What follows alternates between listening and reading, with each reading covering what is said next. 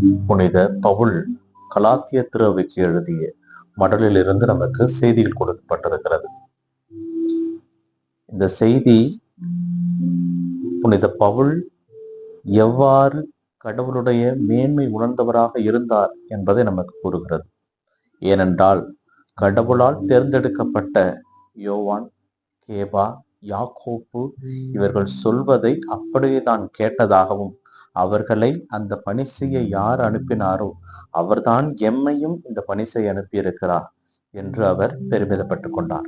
இருந்தாலும் அவர்கள் சொன்னதை அப்படியே செய்தார். பிற இனத்தாருக்கு நற்செய்தி அறிவிக்க கடவுளால் தான் தேர்ந்தெடுக்கப்பட்டேன் என்பதை அவர் சொன்ன பொழுது ஒரு வார்த்தையை அங்கு சிறப்பாக கூறுவார்.